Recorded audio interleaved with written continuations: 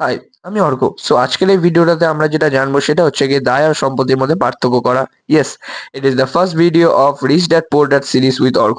আজকে day 1। So আজকে আমরা জানবো যে সম্পত্তি আর দায়ের মধ্যে মেইন ডিফারেন্স।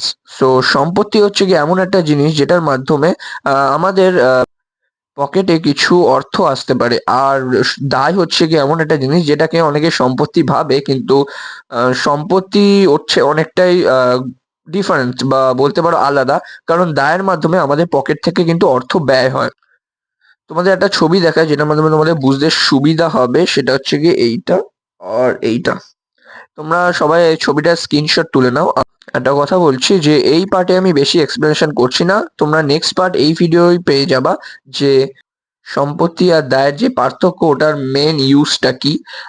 তবে একটা বোনাস টিপস দিয়ে রাখি যে জীবনে যদি বড় হতে হয় তাহলে সারা জীবন সম্পত্তি কেন, আর জীবনে যদি কিছু মানে গরিব হতে হয় তাহলে আহ সারা জীবন সম্পত্তি ভেবে দায় কিনে যাও। কারণ দায় কিনে কোনোদিন কেউ বড়লোক হতে পারে না, আর সম্পত্তি কোনোদিন পকেট থেকে অর্থ নেয় না। সো যেটাই মনে হচ্ছে যে তোমাদের পকেট থেকে অর্থ ব্যয় করাচ্ছে বা তুমি সেটাকে সম্পত্তি বলে মনে করো, সেটা কিন্তু আসলে সম্পত্তি নয় বরং দায়।